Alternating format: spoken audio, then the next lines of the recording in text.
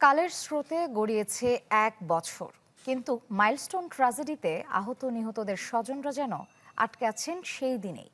তাদের কাছে থমকে গেছে সময়, থমকে গেছে গোটা পৃথিবী। নিজ সন্তানের কত ছুটোছুটি, কত আবদার, কত বায়না যে তাড়া করে ফেরে। সেই ঘটনার ১ বছর পর চাওয়া একটাই, সুষ্ঠু বিচার। আরও জানাচ্ছেন মুহাজির হক, ছবি তুলেছেন রিপু আহমেদ।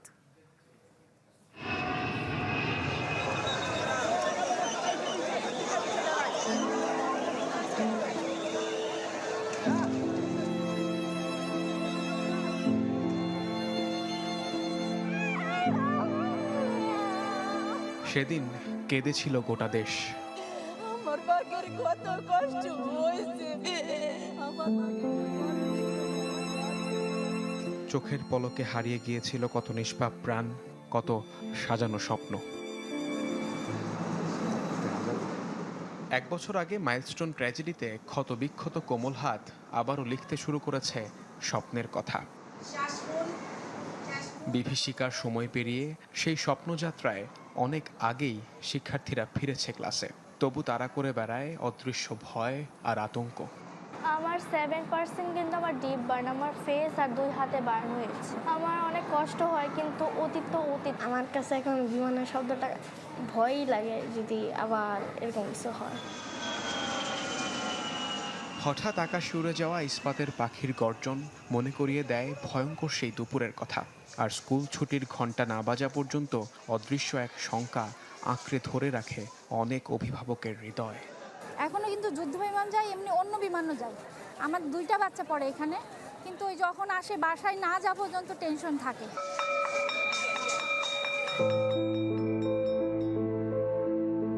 ছুটির ঘণ্টা বাজলেও এই বাবার জীবনে ফিরে আসে না হারানো সন্তান। তবু মাঝে মধ্যে স্কুলে এসে সেই ধ্বংসস্তূপের দিকে অপলক দৃষ্টিতে ছেলেকে খুঁজে ফেরেন রুবেল মিয়া।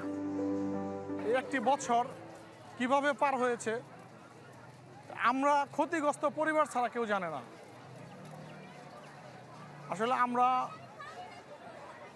যারা আছি সবাই এখন হতাশ।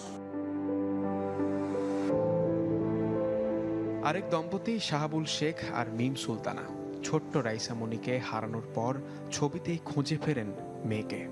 মনে হয় আমার রাইসা কোথাও বেড়াতে গেছে, আমার কাছে আসবে ফিরে।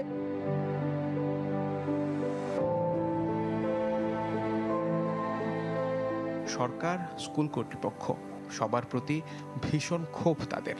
কোনো সহায়তা নয়, শুধু চান সুষ্ঠু বিচার। সরকারও মনে রাখে নাই, স্কুলও মনে রাখে নাই, কিন্তু আমরা মা বাপ আমরা তো বলতে পারতেছি না। সারাক্ষণ মনে মনে খাওয়া না কিছুই থাকে না আমাদের। আমরা কবে স্বাভাবিক হবো জানি না। আমার রাইসের রুমে আমার ভালো না লাগলে এসে একা একা শুয়ে থাকি। আমার রাইসের খাটটা খালি পড়ে আছে, আমার রাইসের সুতো নাই। সরকারের কাছে আমাদের একটাই অনুরোধ, আমরা সুষ্ঠু বিচার চাই, আর কিছুই না। স্কুল কর্তৃপক্ষ জানায় দুর্ঘটনায় ক্ষতিগ্রস্তদের নিয়মিত কাউন্সিলিং আর পর্যবেক্ষণে রাখছেন তারা। যে সমস্ত ছেলে আহত হয়েছে শুধু তারা না, তারা তাদের চাচাতো ভাই, জ্যাঠতো ভাই সবাইকে আমরা একদম বিনা পয়সা পড়াচ্ছি, কোনো বেতন নিচ্ছি না এদের। আর যারা মারা গেছে তাদেরও যদি কেউ থাকে রিলেশন, অ্যাবসলিউটলি ফ্রি পড়াচ্ছি। আমি আশাবাদী যে বর্তমান গভর্নমেন্ট যদি প্রধানমন্ত্রী এদের সঙ্গে সাক্ষাৎ করে, ইনশাল্লাহ এদের যেই মানবতার জীবন যাপন করতে সেটা অনেকটা উন্নতি হবে। মাইলস্টোন ট্র্যাজেডিতে আহত ৪৮ শিক্ষার্থীর মধ্যে একজন বাদে সবাই ক্লাস করছে। তাদের চাওয়া যে আকাশ শিশুদের স্বপ্নের সঙ্গী, সেই আকাশ যেন না হয় কারো মৃত্যুর কারণ।